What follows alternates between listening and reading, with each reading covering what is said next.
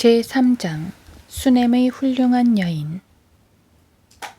이번 글에서는 열왕기하 4장 8절에 나오는 수넴의 훌륭한 여인에 대해 살펴보자. 등장하는 인물들의 이름을 일일이 거명하지 않는다는 점에서도 성경은 매우 특이한 책이다. 자기 도시락을 들여 예수님께서 무리를 먹이실 수 있게 한 소녀는 누구였는가? 요한복음 6장 9절. 주님께서 예루살렘으로 승리의 입성을 하실 수 있도록 나귀 새끼를 빌려준 사람은 누구였는가? 마가복음 11장 4에서 6절. 비록 이름은 알려지지 않았지만 하늘나라에서는 그들이 유명한 사람일 것이다. 열왕기하 4장에 등장하는 이 여인도 마찬가지다. 그녀는 하나님의 선지자인 엘리사를 도와주었고 이에 주님께서는 그녀를 훌륭한 여인이라고 부르셨다. 사실 하나님께서 훌륭한 여인이라고 부르신 이는 이 여인뿐이었다. 로마 카톨릭은 마리아를 하나님의 어머니나 하늘의 여왕으로 드높이지만 하나님께서는 그녀를 훌륭한 여인이라고 부르신 적이 없다. 다른 존재도 아니고 하나님께서 누군가를 훌륭하다고 칭찬하셨다면 그것은 참된 영예이다. 대부분의 사람들은 다른 사람들이 자기를 어떻게 생각하고 있을지에 대해 고민하고 염려한다. 그렇다면 하나님께서 당신 자신에 대해서 어떻게 평가하고 계신지에 관해 생각해 본 적이 있는가? 주님께서 당신의 삶을 기록하실 때 당신을 훌륭하다고 칭찬하시겠는가? 성경이 말씀하는 위대함은 세상의 기준들로 결정되지 않는다. 소위 이 세상에서 말하는 위대한 사람들, 곧 역대 파라오들이나 왕들, 황제들, 교황들 등은 주님 보시기에 아무것도 아니다. 그들은 하나님께서 생각하시는 훌륭함의 기준에 감히 범접하지 못할 자들이다.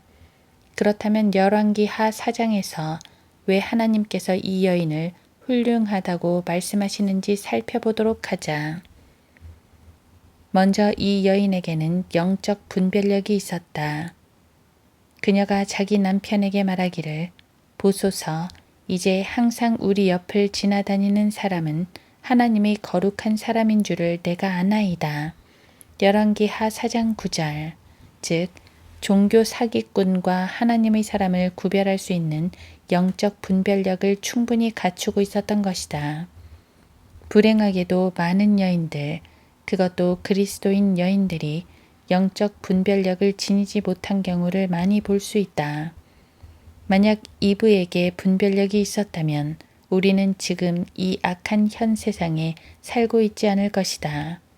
욥의 아내도 분별력이 전혀 없었기 때문에 자신의 남편에게 무슨 일이 벌어지고 있는지 전혀 깨닫지 못했다. 그녀는 주님께서 욥과 결별하셨다고 생각했고 그래서 그에게 하나님을 저주하고 죽으라고 말했던 것이다. 욥기 2장 9절. 폰티오 빌라도의 아내는 영적 분별력이 조금은 있었다. 그녀는 빌라도에게 예수 그리스도에 대해 이렇게 말했다. 당신과 그 의로운 사람 사이에 아무 일도 없게 하소서. 내가 오늘 꿈에 그 사람으로 인하여 많은 것으로 고통을 받았나이다. 마태복음 27장 19절. 빌라도가 아내의 말을 들었더라면 상황은 크게 달라졌을 것이다. 은사주의 사기꾼들이 그리스도인들을 등쳐먹을 수 있다는 사실은 오늘날 구원받은 사람들에게 얼마나 영적 분별력이 없는지를 여실히 보여준다. 그러나 수넴 여인에게는 분별력이 있었다. 여자들이 영적 분별력을 갖추는 것은 쉽지 않다. 남자보다 영적 기만에 쉽게 빠져들기 때문이다. 디모데전서 2장 14절. 하지만 그녀는 종교적인 사기 행각에 속지 않았고 엘리사가 하나님의 사람인 줄을 단번에 알았다. 두 번째로 수넴 여인은 관대한 여인이었기에 훌륭한 여인이었다. 그녀는 하나님의 사람이 지나갈 때 자기 집에 들러서 묵을 수 있도록 작은 방에 침상과 책상과 의자와 촛대를 마련해 놓았다. 열왕기하 4장 10절. 이 글을 읽고 있는 그리스도인 여인들에게 묻고 싶은 질문이 있다. 당신은 관대한가? 관대한 여인이라면 다른 사람들을 도우려 할 것이다. 돈이 없다 해도 도울 수 있는 방법은 얼마든지 있다. 사도행전 9장에 나오는 도르카는 과부들을 위해 옷을 만들어 주었다. 사도행전 9장 39절. 잠언 31장의 현숙한 여인은 가난한 자들에게 자기 손을 펴는 여인이다. 잠언 31장 20절. 오래전 크리스마스 시즌에 즈음하여 한 그리스도인 여인이 뉴욕 거리에서 추운 날씨 속에 남루한 옷을 입고 신발도 신지 않은 신문파리 소년을 보고는 그를 백화점 안으로 데려가 따뜻한 털로 안감을 댄 신발과 모직 스웨터를 사서 입혔다. 이 소년은 그리스도인 여인의 친절에 감격하여 이렇게 물었다고 한다.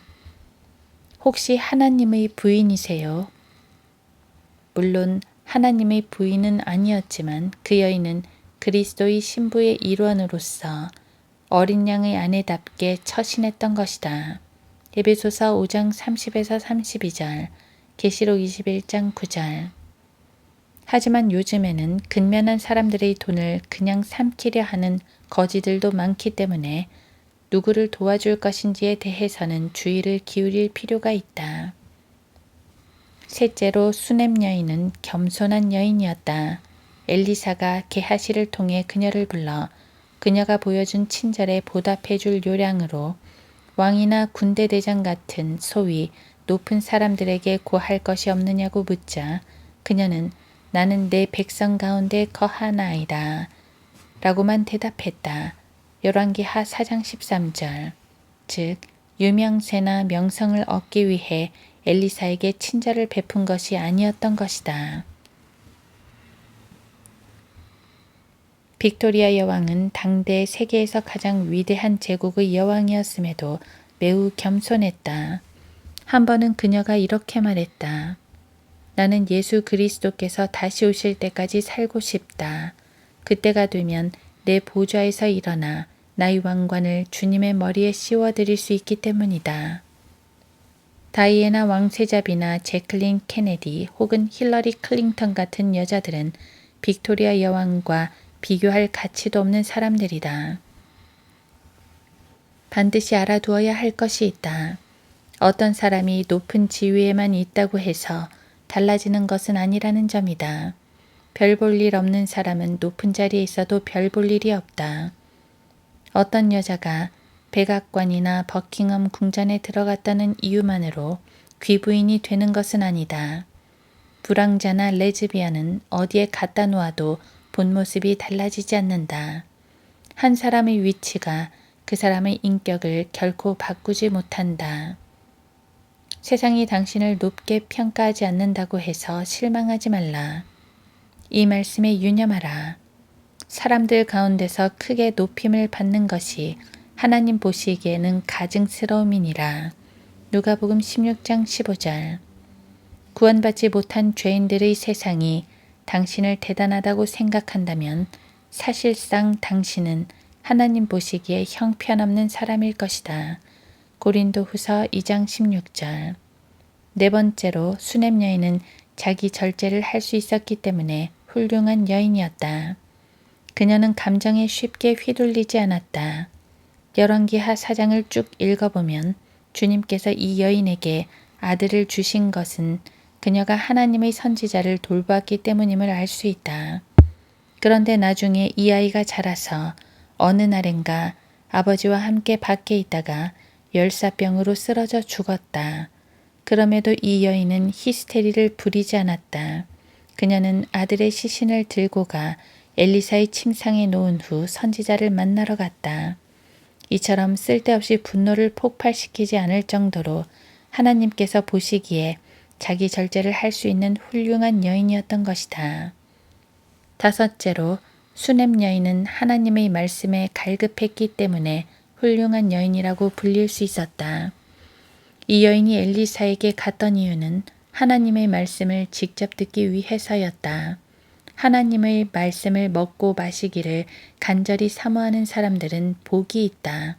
마태복음 5장 6절, 요한복음 6장 35, 63절. 마르다는 접대하는 일이 많아서 경황이 없었다. 누가복음 10장 40절. 하지만 그녀의 동생에 대해서는 예수님께서 이렇게 말씀하셨다. 마리아는 이 좋은 편을 택하였으니 그녀에게서 그것을 빼앗지 못하리라. 누가복음 10장 42절. 왜냐하면 그녀가 예수님의 발 앞에 앉아서 주님의 말씀을 들었기 때문이다. 누가복음 10장 39절. 사복음서를 읽으면서 예수 그리스도를 따른 여인들이 얼마나 많았는지 헤아려 본 적이 있는가? 누가는 막달라인이라 하는 마리아, 요한나, 수산나 등을 거명하면서 다른 많은 여인들이 있었다고 언급한다. 누가복음 8장 1에서 3절.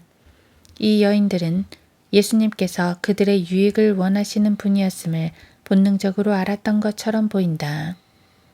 어떤 종교 지도자도 예수님께서 여인들을 선대하셨듯이 대하지 않았다. 모슬렘은 여인들을 성욕의 대상으로만 여기며 지옥에 있는 자들 대부분도 여인들이라고 생각한다. 불교, 힌두교, 일본의 신도교에는 여인들을 위한 구원 계획이 애초부터 존재하지 않았다. 여섯 번째로 수넴 여인은 끈기를 가진 여인이었다. 엘리사는 그의 종 게하시를 앞서 보내면서 그의 지팡이를 죽은 소년의 얼굴 위에 놓게 했다. 열왕기하 4장 29절. 그가 직접 가지 않고 게하시를 통해 지팡이를 놓게 함으로써 그 아이를 살리려 했던 것이다. 그러나 이 여인은 자신의 기도가 응답받을 때까지 엘리사를 놓지 않으려 했다. 열왕기하 4장 30절. 이것이 바로 끈기이다. 끈기는 뭔가를 포기하지 않고 계속 붙드는 것을 말한다.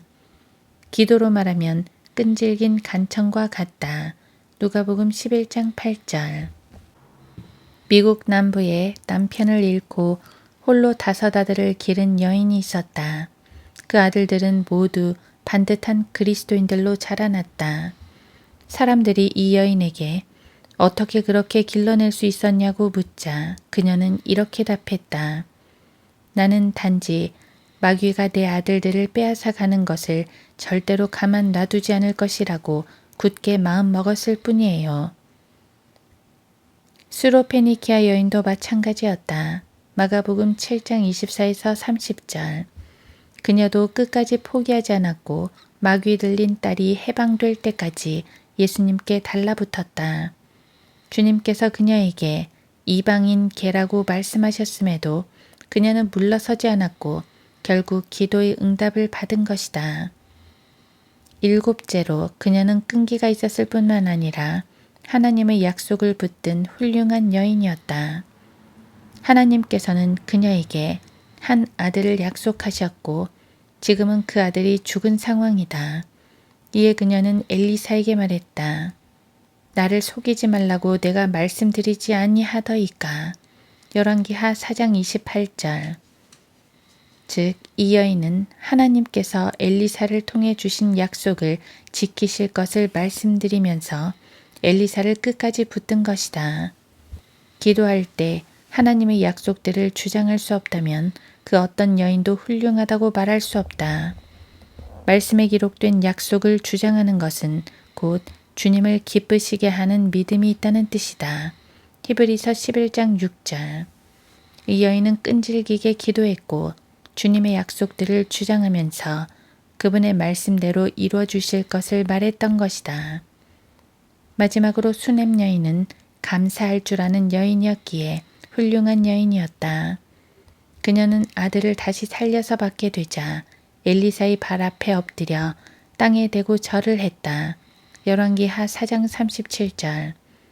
이것은 감사의 행위였다. 팝존스 시니어는 마음속에서 감사가 죽은 사람은 희망이 없는 사람이다. 라고 자주 말했다. 바울도 너희는 감사하는 자가 되라. 라고 말한다. 골로새서 3장 15절. 이방인 죄인들을 하나님께서 버림받은 마음에 내버려 두신 이유도 그들이 감사하지 않아서였다. 로마서 1장 21, 28절. 수넴의 훌륭한 여인은 자신이 받은 것에 대해 만족하고 감사할 줄 알았다. 아들이 없었을 때도 마찬가지였다. 열왕기하 4장 13절. 불만은 감사치 않는 마음에서 나온다. 당신은 모든 일에 하나님께 감사드리고 있는가? 데살로니가전서 5장 18절. 과연 당신은 수넴 여인처럼 훌륭한 사람인가?